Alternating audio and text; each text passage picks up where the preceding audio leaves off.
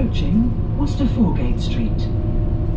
Please mind the gap when leaving the train and step onto the platform before removing heavy luggage and pushchairs.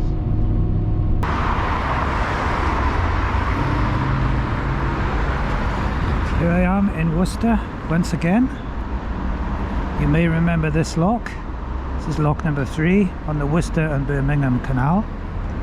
And I've come back today to see how the locks are looking down by the River Severn. You may remember I came about a month ago and it was completely flooded over. So I'm just walking down towards Diglis Marina, and the lock is at the other side of the marina. So I'm really interested to see what's happened to the lock and how it looks. The canal's really lovely and wide at this point. Fantastic. Looks like there's a couple of intrepid fishermen down by here as well. It's a very cold day. I've got my hat on and my thing around my neck. Not quite sure what you call those things. It's only 2 degrees when I left home this morning, so a bit too cold for the bike, but also the nature of today's video, it would have been a bit difficult doing it from the bike because I attached the GoPro to the handlebars, so I would have been constantly taking it on and off when I wanted to zoom in on things.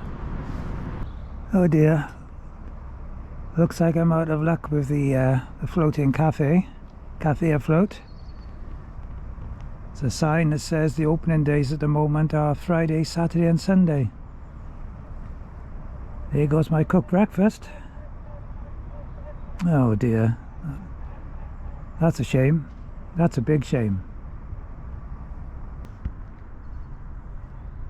Lots of different boats here at Diglis Marina.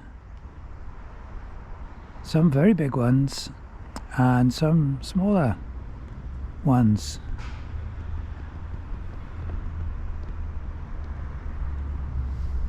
All very nice. Let's go and have a look at that lock. Okay, so here I am at lock number 2, which is the upper lock.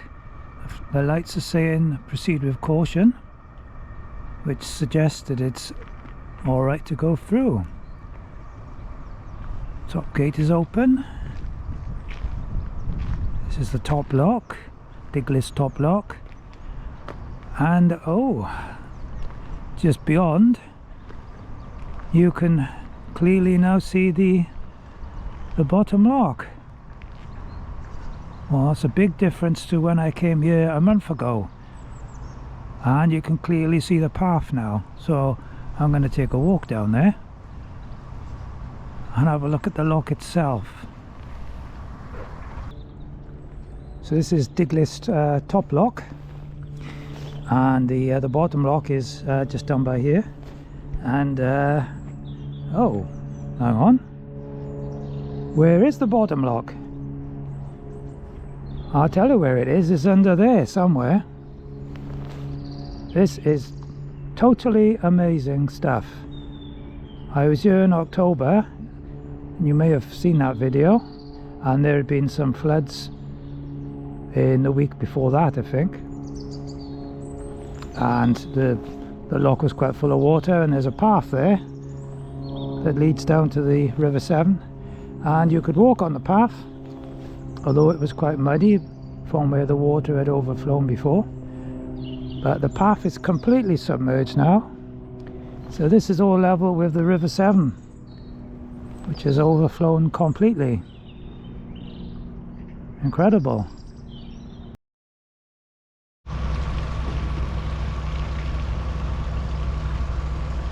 Wow, what a difference.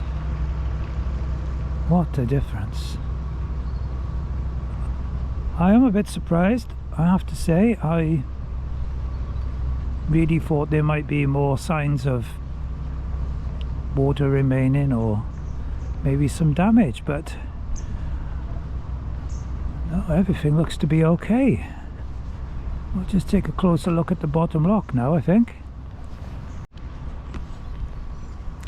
The last time I was here, this path, we couldn't even have got down to this path. It was all underwater. All over there. The river has dropped such a lot. It's now possible to walk all the way up to that church, and that's where I saw all those swans last time.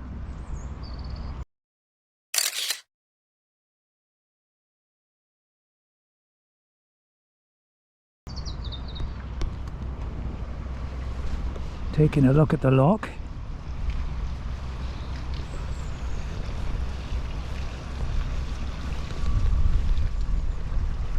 So this is Diglis bottom lock. Lock number 1 on the Worcester and Birmingham Canal. You can see there's been some damage to the gates there. Don't look particularly sound. I think the bottom half of the gates is okay. And that's probably matching with the level that would be alright on the bottom gate. The bottom gate seems fine. But definitely this one is in a bit of a state of disrepair.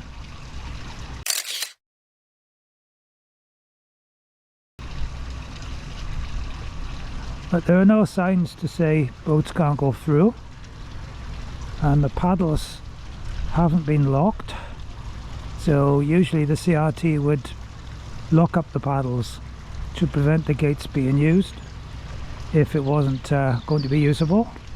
So they must have checked them and thought it was okay. You can see the date there on that lock, 2003, that they were put there. So I guess maybe they'll be due for replacement now, or soon anyway.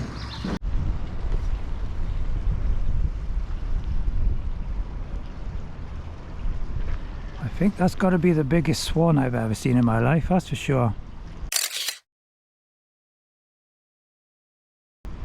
Lots of people out and about today, jogging and walking their dogs. A couple of joggers coming my way. So there you are, that's the locks. I must be honest, they look a lot better than I'd expected. I believe it is possible to take a boat through now, with care I think, but it is possible. Although I was speaking to a CRT volunteer just then, and he hadn't seen any boats coming through. That said, it is very, very cold today, so I guess most people are just staying where they are. So come down to the River Severn again. This is Diglis Island and Fish Pass. That's where I am now.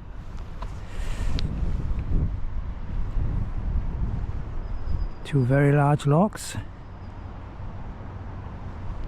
They'd be operated by the lock keeper electrically. Not many boats coming through today, I don't think. Looks like a little bit of damage to the left-hand door there.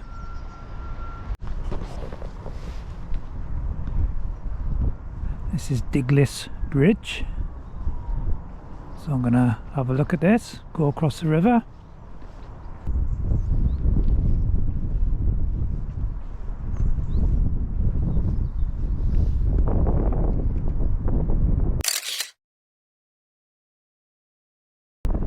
So here you are, this is the view you get coming up river to go through the locks. Either the larger one or the one on the right. You can see quite a bit of damage to the gate of the right hand lock. I'm sure that's going to have to be repaired. You wouldn't go left because there's a weir up there, so all craft have to go through the locks.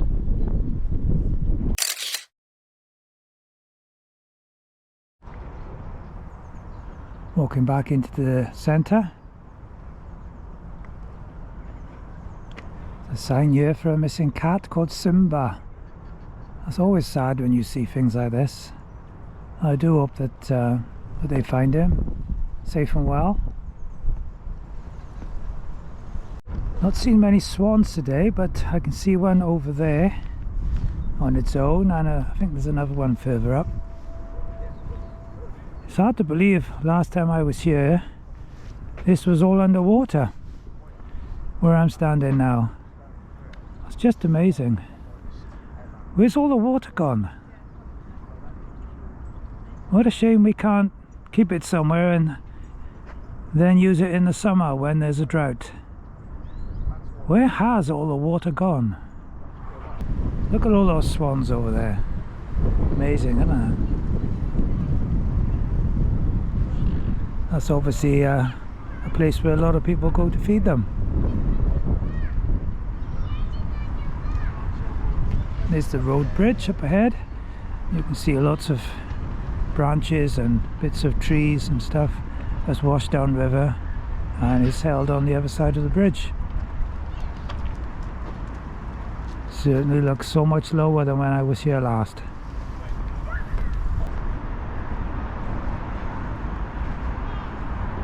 Wasn't able to walk here last time. Lovely view of the bridge now. That is a beautiful bridge.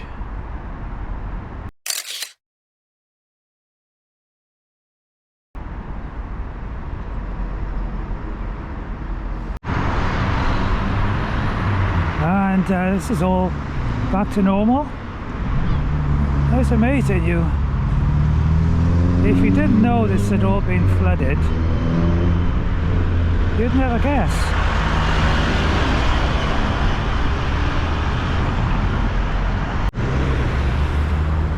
Yeah, just look at all that stuff washed up against the bridge.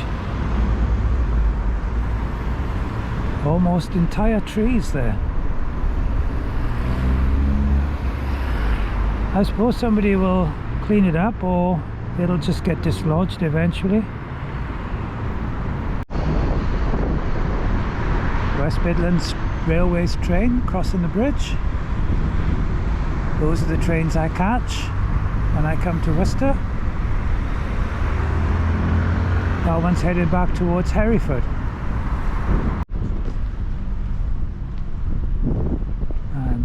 Good to see the cricket ground is starting to dry out. Still looks a wee bit boggy. What about that for a background? Worcester Cathedral. Doesn't get much better than that.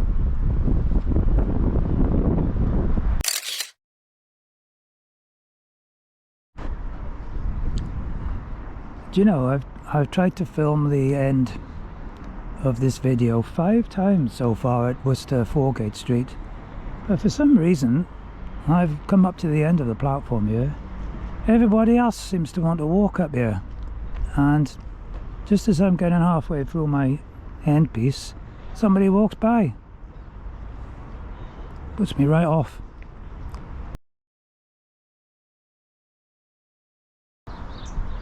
Hope you enjoyed that visit to Diglis Lock. Quite different to when I was here last time, and it really does make me wonder what does happen to all that water. I guess the short answer is it ends up in the sea, but what a shame we can't hang on to it for the summer. Anyway, that's that. Hope you enjoyed it as usual. If you did enjoy it, I'd be pleased if you would give it a like on YouTube and leave a comment. And if you're not subscribed already, then please think of doing that. That would be much appreciated. Next week I won't be coming back to Worcester. I think I've been here quite a few times, although I haven't yet explored the cathedral, so I might do that one day, but not for a while, I don't think. So until then, I'll catch up with you next time, and look after yourselves, take care, and I'll see you soon. Bye.